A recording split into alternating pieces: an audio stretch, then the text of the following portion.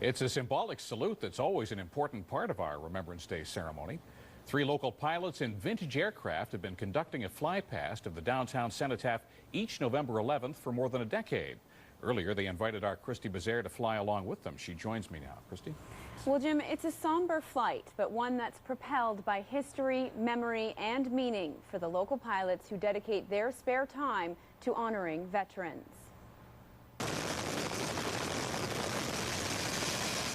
The particular pilots that learned how to fly in them eventually went off to war. They flew fighters and bombers, and a lot of them did not come home. So when we fly these airplanes, we are in fact honoring their memory. It's an emotional flight, and one that's clearly marked by the memory of the pilots who flew years ago while serving their country. The Canadian Historical Aircraft Association allowed me to suit up and fly along in its 1941 open cockpit Stearman biplane. The lead Yellowbird aircraft flies in formation with 2 de Havilland Chipmunks from the 1950s. They're slow, they leak oil, they have character. Known as trainers, these were the planes that pilots learned to fly in. Training aircraft are always yellow. It's almost a warning to anyone around that these people are learning how to fly, so beware. The U.S. gave Canada about 100 Boeing Stearmen to train pilots for World War II. Canada didn't end up using many of the planes because they're difficult to fly and their engines have trouble in cold weather.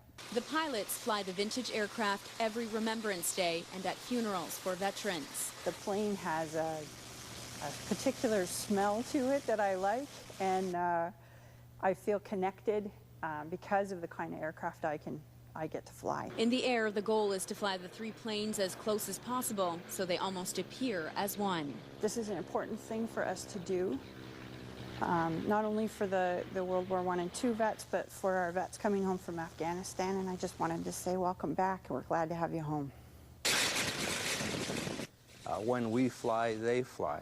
You know, I can't help but feel some of those spirits with me when I'm flying the Stearman. And if anyone watching at home is interested in taking flight in one of the Yellowbirds, the Canadian Historical Aircraft Association offers flights on the weekends for donations. Christy, Jim? I have to say I'm very envious of you. Any other impressions of your flight in a vintage aircraft? You know what, Jim? It was fun. My face is still a little bit windburned because of the open cockpit, but the one thing I did notice is I felt pretty safe even though it was an open cockpit, which I wasn't sure about at first. So I had a good pilot, though. We were down below on the ground at the service, and you flew over precisely at 11 o'clock for Remembrance. Christy Bezaire, thank you, Christy. We won't forget that.